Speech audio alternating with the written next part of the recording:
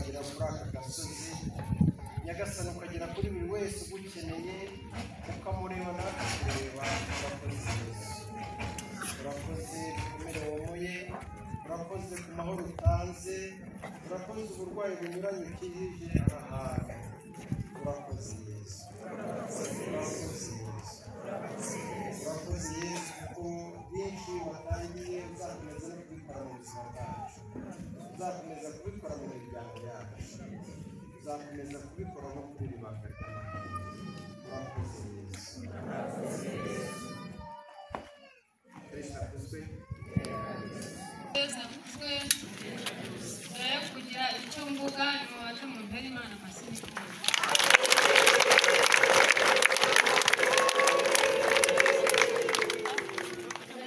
Imana kuko yangiriye neza mu myaka 25 ndangije nshingiwe kugeza kuri aya magingo nkaba nkiriho ngihumeka umwuka w'abazima.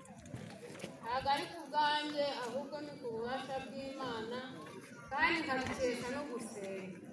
Yesu yangiriye neza rero mbura n'ibibazo byinshi, mbura n'uburwayi bwinshi, ariko kubera ineza yayo yinjira mu mwanya wo kuza nsenga ngashengerera, nkajya muri karisimatike buri wa kane. Uratubwira byose yagukoreye hano mu ibanga ry'amahoro. Amazina yanjye rero nitwa Nyirabikirarine Daforoza, ndi uwo muri santarari ya Karengera muri paruwasi ya Mwezi. Yesu yangiriye neza, yangije uburwayi bwinshi, sinakwirirwa mbuvuze bwakira bugacya, ariko Imana yumve ko nyishimye. Yangiriye neza ku ibanga ry'amahoro rero by'umwihariko. Nazaga nkunda kuza ku ibanga ry'amahoro, rimwe ndaza ku ibanga ry'amahoro, nza gusenga, njya hariya hepfo kwa Yesu Nyirimpuhwe, nzamuka ya madaraja mfukamye, ngenda ndira nyitakambira ati Yesu we, gukira kwanjye kuko byarakunaniye. Nari ndwaye abadayimoni, nari ndwaye umutwe udakira, umutwe warandyaga neza nkaza numva ugiye kugwa hasi, nkumva mu bwonko ibintu biri kujagaguramo, ariko ndashima Imana ko Yesu yarangije. Narayiriye yaranyumvise n'ubutaka no kutakamba kwanjye, yumva ko nishimye. Abandi namwe mwese mumfashe dushimire Imana kuko yanyumvise. Yesu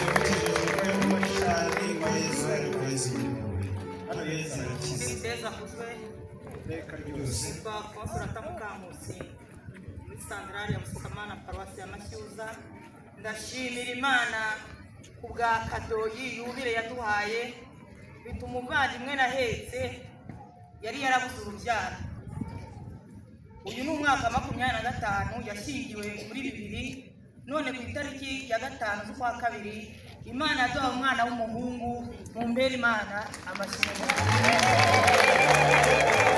Abafatanye urugero rwo kuzana ku ibanga ry'amahoro, ku ibanga ry'amahoro ritangira twaheye kwa Yesu Nyirimpuhwe Mushaka, bigeze aho ku myaka 15 acika intege. Najya nza kuzana akambwira ngo genda ubwire wa mukecuru nyine ngo si ibyo wari byavuze yarabeshye, kuko ku itari afite imyaka 8 ashyingiwe. Padiri bari yaje kudusura muri paruwasi yacu, yari padiri mukuru. Mu isengesho aravuga ati Imana itanga impano y'umwana w'umuhungu. Dore rero isezerano risohotse mu mwaka wa yubire. Imana ishimwe cyane. Igihe cyarageze ejo bundi muri 2023 niho yongeye kwiyungayunga, ariko arambwira ati tujye tujya ku ibanga ry'amahoro n'abantu benshi bahari, atagira abantu bambona, akajya aza wenyine cyangwa se tukazana akaza tugapfukama hariya. None turashima Imana ko atuha umwana w'umuhungu, namara gutora agatege tuzamuzana hano.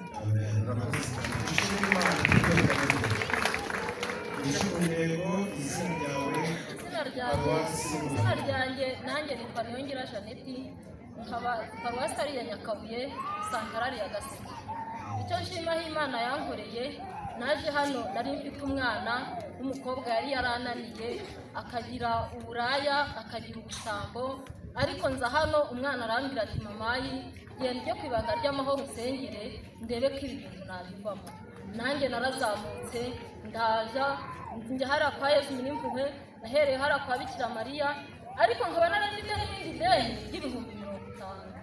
nabwo ngira Imana ati se mubyeyi ko umuntu wayangujije ari kuvuga ko yafata akarima kanjye najya mpinga ariko nazanye icyo kibazo igihe ndi hariya muri paruwasi muri shapeli noneho mbona negereye kuri ya shusho iri hano nyine ndayitumbira ndayirangamira bwarakeye mu gitondo ntashye ngeze imuhira mbona umuntu nyine Imana ikoreyemo arambwira ati amafaranga reka njye kuyakuguriza mu itsinda ubwo Imana nacyo ikindi kintu yankoreye wa mukobwa wanjye nasabiraga wari wangenze kwa kundi yarambwiye ati mama amafaranga ntawe uzayakura ngaho nsigaranye akana yabyaye afite imyaka 15 agiye gusimbura imyaka 16 akana naragasigaranye ajya gukorera amafaranga agiye gukora ku rugo rw'umukecuru ayakorera amezi 2 amafaranga arayanzanira icyo nacyo ndagishimiraho Imana sibyo yarahindutse ariko yarakize ariko muri icyo gihe byabigenze gutyo yabonye umuntu umuhamagara kuri telefoni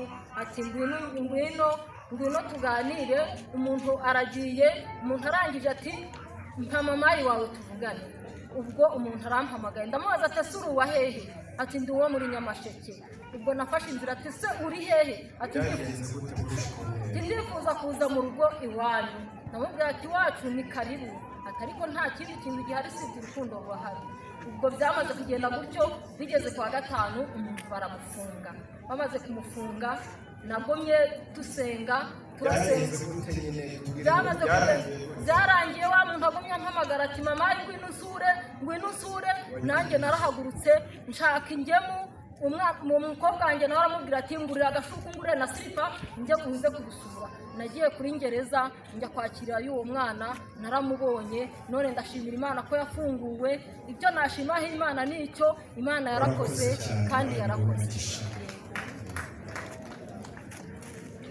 niko twagira amaraje Ziane naturutse muri paruwasi Regina Baptiste Mugomba cyo nshimira Imana ko naje mu gusenga kwibanga y'amahoro y'abamusi mukuru w'urubyiruko ntabwo mfite itariki navuye nakizwe ntabwo urakoze cyane kandi umugisha Yesu yamukijije umutwe yaje mu rwego rw'urubyiruko Kristo Yesu akuzwe iteka ryose nitwa Valentine Ntagir'Imana mvuga muri paruwasi ya Nyakabuye cyo nshimira Imana ku itariki 12 z'ukwezi kwa 10 muri 2019 Yesu yangirije kwibanga ntanahaje ubwo nari ndwaye indwara yo kwishima mu biganza no mu birenge kugeza ubwo hari igihe havagamo ibintu by'ibisimba simenye ubwoko bwabyo mbwira abavandimwe bari baje kwibanga ati nanjye mwibwire Yesu Nyirimpuhwe yibuke ko hari igihe nzaza ku ibanga ry'amahoro nanjye mpe gukira kuva uwo munsi narakize mumfashe gushima Imana arakoze Yesu yaratumye gusa ati Yesu ko yari muzima najyagaza atari ku munsi sinje nanjye unyibuke uwo munsi Yesu akamukiza arakoze Yesu Yesu akuzwe iteka ryose twagira muri wo muri paruwasi ya Nkanda w'Isengero hano ku ibanga ry'amahoro hagize iwacu yewe narwaye hepatite B na hepatite C babimbye mu gushenga ngeze i Kanombe kubera ko nahoraga nza hano gusenga hepatite B barayibura basanga bifite munsi noneho ndetse mbura n'amafaranga yo kujya kwivuza kubera ko bacaga miliyoni 2 ariko Yesu wenyine nazaga hano yarangije nageze i Kanombe bwa mbere imiti bampaye ukwezi kwa mbere nasubiye ubwa kabiri barayibura ariko bakomeza kumbwira amezi 3 arashira kugira ngo barebe ko ntazayikiza barambwira ati byawe twarabiyobewe ese urasenga ndasenga usengera neza ku ibanga ry'amahoro Yesu yanyigije hano ku ibanga ry'amahoro amen amen shimwa Yesu